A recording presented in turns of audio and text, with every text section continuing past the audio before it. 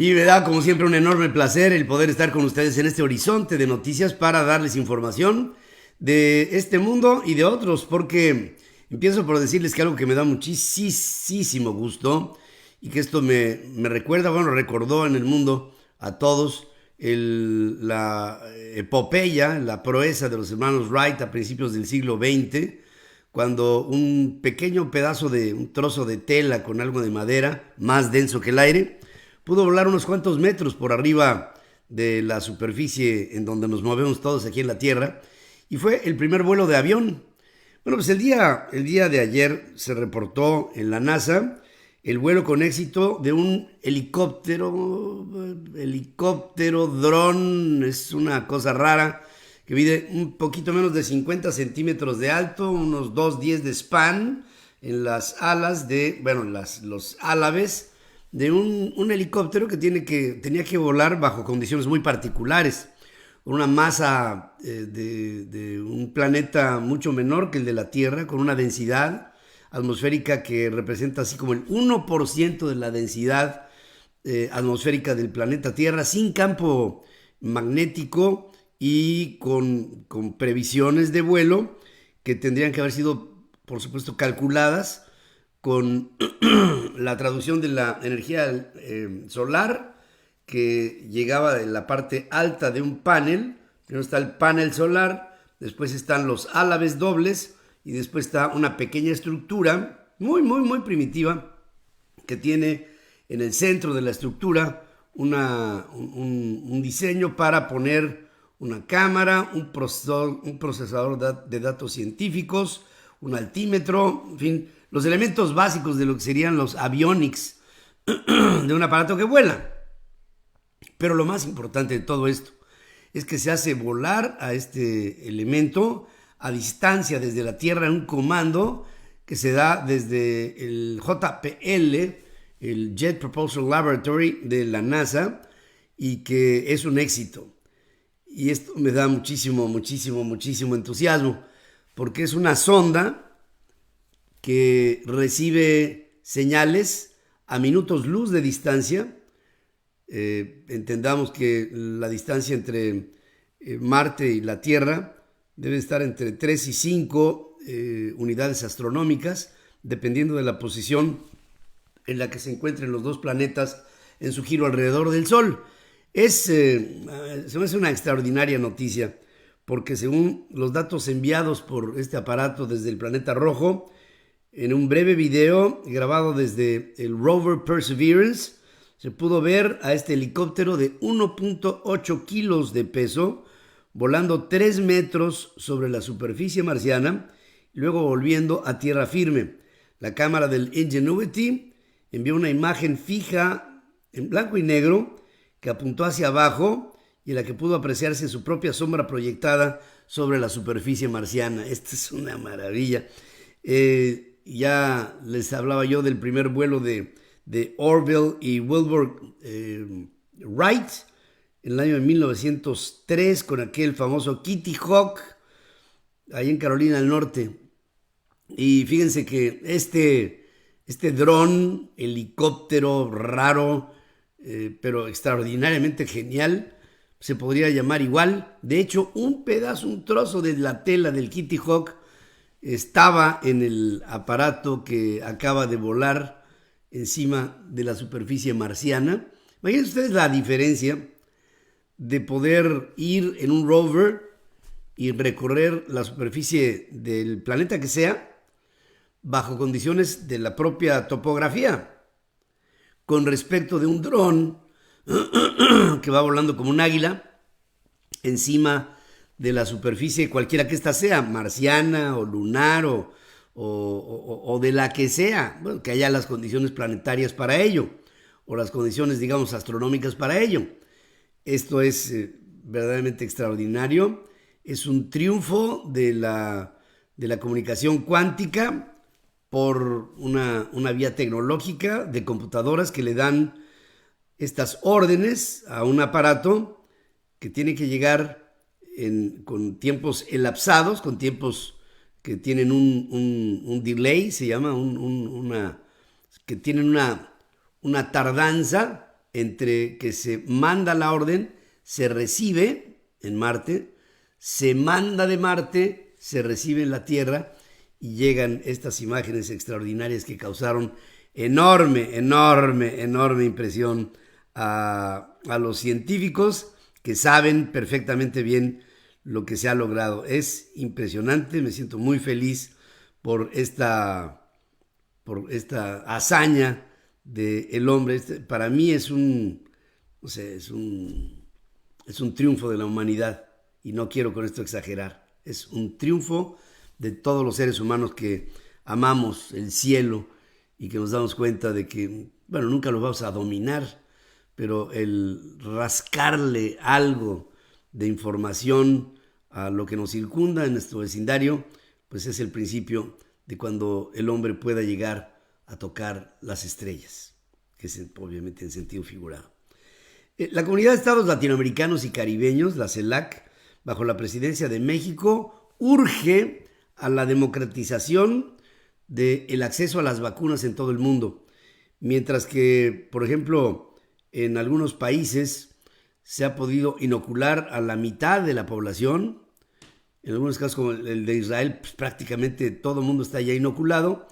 En otros países en su desarrollo se ha podido vacunar a 1 de cada 500 personas. Y esto habla de una diferencia abismal entre unas condiciones y otras condiciones en el planeta Tierra. Es, por supuesto, claro que los países que han hecho sus investigaciones, sus desarrollos de vacunas, su prospectiva genética para llegar a la asertividad de una vacuna con X porcentaje. Por ejemplo, allá el día de ayer la Sputnik comprobó un porcentaje arriba del 97,5% de efectividad. Pues esto le da a los países que han hecho toda esta tarea pues un cierto privilegio, porque hay inversión para la investigación, hay un esmero porque los científicos tengan el estímulo para trabajar. Esto, pues digo, por supuesto que debe de tener un premio, pero la Organización Mundial de la Salud, por un lado, y la Organización de las Naciones Unidas, por el otro, están intentando sensibilizar al mundo que el problema pandémico es un problema de todos. Por cierto, hablando de este problema de todos, quiero decir que ayer salió un estudio del Instituto Politécnico Nacional, en el que habla que de la infección que sí, ayer justamente les hablaba del tema, la infección que sí ha proliferado en todo el planeta Tierra entre la humanidad, es que hoy la humanidad tiene nuevos miedos. Los daños psicológicos arrojados por la pandemia han dejado a la humanidad tocada, sensible, temerosa,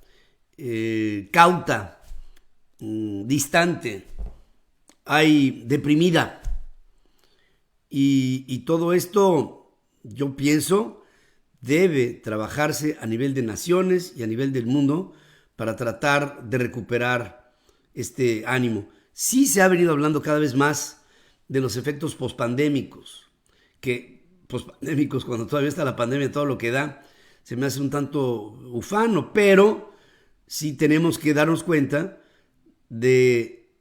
que el virus que nos ha invadido y que nos ha pegado y que nos ha infectado a los seres humanos, ha traído un efecto colateral que se me hace todavía no ha sido lo suficientemente evaluado, que es esta serie de secuelas y de consecuencias que nos llevan a pensar que lo peor que nos pudo haber dejado el COVID es este escepticismo de que entre nosotros, los seres humanos, hay un potencial peligro por el solo hecho de reunirnos. Porque puede ser este virus, o puede ser una mutación, una cepa diferente, o puede ser otro que en algún otro momento pase. Lo que sí es cierto es que aquellas advertencias que hiciera constante el investigador y desarrollador tecnológico Bill Gates, hoy son una realidad. Por años, yo diría por décadas, Bill Gates estuvo advirtiendo de lo que nos pasaría. La humanidad, por supuesto, no lo tomó muy en cuenta, pero sí es digno de resaltarse que Bill Gates tuvo la visión de entender lo que nos pasaría y nos está sucediendo. Yo pienso que el efecto pospandémico que estamos viviendo es tremendo. Y esto se traduce en fenómenos de carácter social, como por ejemplo lo que pasa con los países del Triángulo del Norte, en América Central, Guatemala, El Salvador, Honduras, el propio México y algunos otros países del Caribe y del área más abajo de América Central, en Costa Rica, y para abajo en América del Sur, que es el fenómeno de la migración, porque muchas personas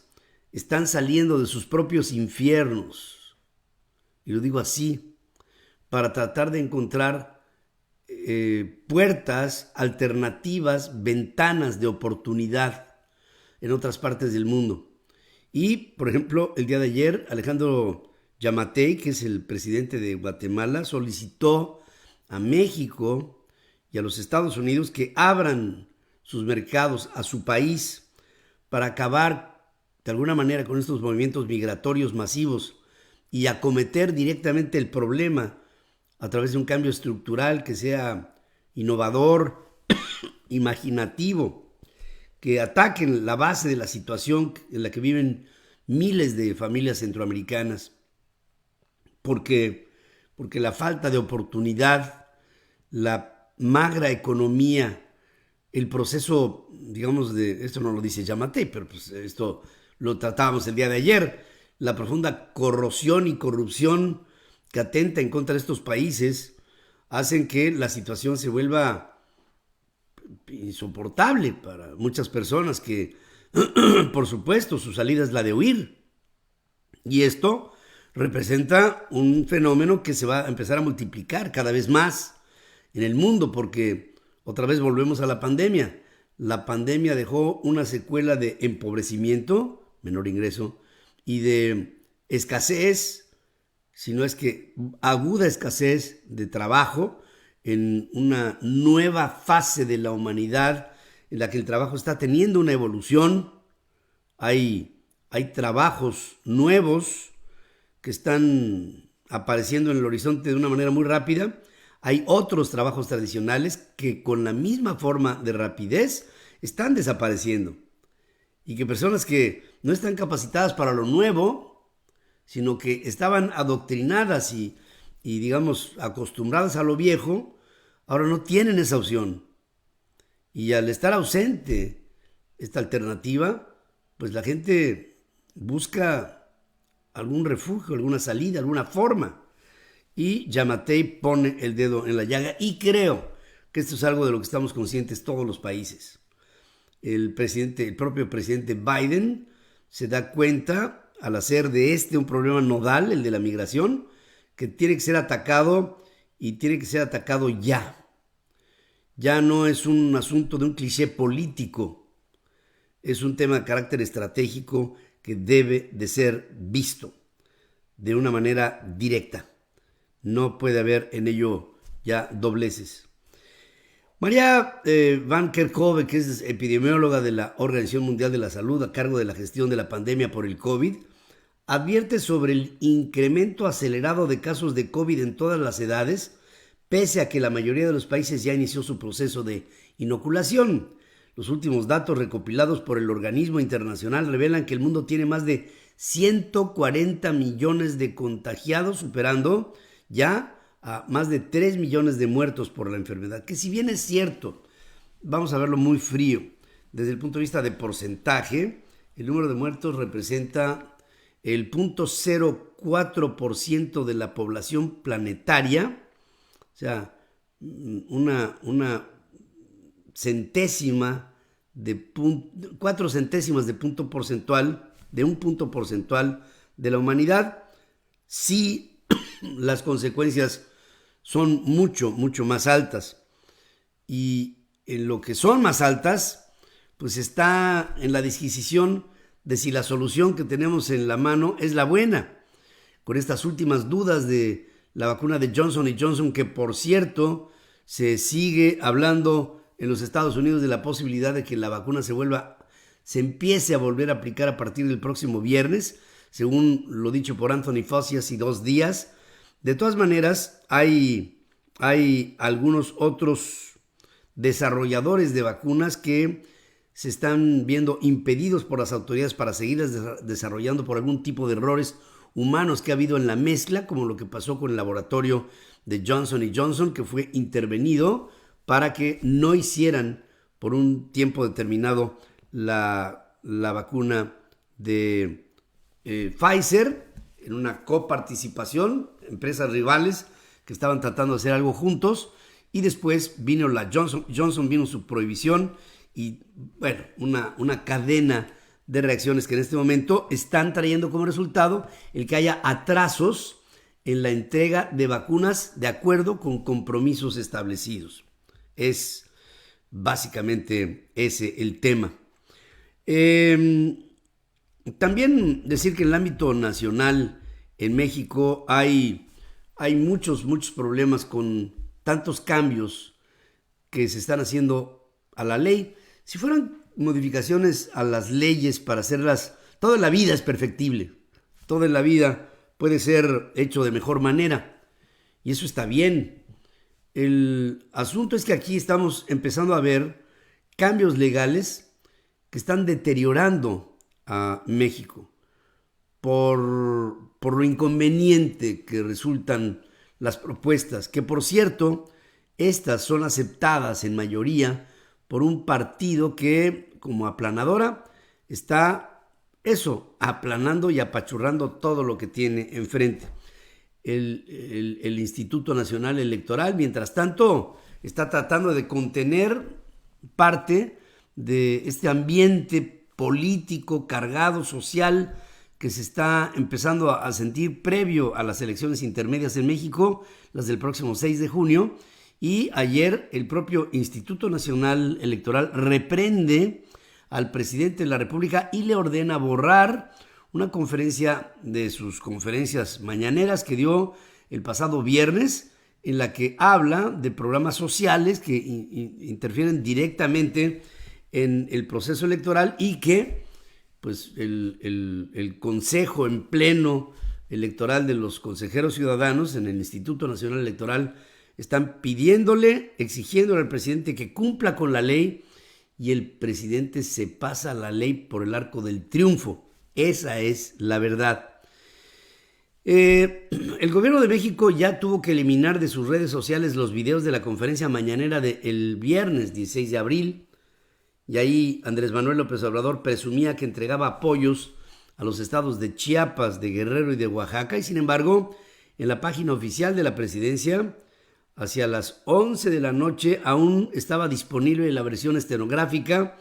de esta conferencia mañanera. El Instituto Nacional Electoral dio 6 horas al gobierno federal para eliminar esas conferencias en atención a la veda electoral. Y por supuesto, en lo que sí o que no, pues esto le da al presidente argumentos para seguirle hablando al nivel de la población al que quiere dirigirse, que es un nivel muy susceptible de ser convencido por el argumento de lo que se le da. O sea, a esto creo que se le llama asistencialismo. También decir que abogados y analistas políticos han advertido que, aparte de ser inconstitucional, la reforma al Poder Judicial de la Federación, que extiende 2 años el mandato, es decir, el 50% del tiempo que tendría que estar un hombre al frente de la Suprema Corte de Justicia de la Nación, esto atenta en contra de otros magistrados porque va a generar una crisis en el máximo tribunal. Exponen que la minuta que será analizada por la Cámara Baja no solamente vulnera el derecho de muchos de los actuales ministros para aspirar a presidir la Suprema Corte porque se extiende el periodo de Saldívar, sino que obligará a algunos a excusarse de conocer el recurso de inconstitucionalidad que eventualmente se presentaría por el conflicto de interés que esto representa. Es decir, se le hacen modificaciones al Poder Judicial, y el Poder Judicial, que es juez y que es parte, en algunos casos se considera que no sería factible que el propio poder involucrado opine sobre los posibles cambios. Pero yo sigo insistiendo, si se ve a los cuatro costados que estos cambios que se están promoviendo para el Poder Judicial benefician, o sea, tienen una intencionalidad particular, no puede una ley que es de lo general a lo particular partir al revés, de lo particular a lo general, y desde mi punto de vista, y perdón que en esto opine, pero los ministros magistrados de la Suprema Corte podrían, en consecuencia, rechazar esta iniciativa de reforma, que es una aplanadora que les avienta el presidente de la República, supuestamente para beneficiarlos, pero en el fondo lo que estará generando será, sin duda, una crisis política. Hasta aquí hay muchas cosas. Lo más importante que les puedo destacar como, digamos, cuestiones de carácter esencial en el mundo, en la pandemia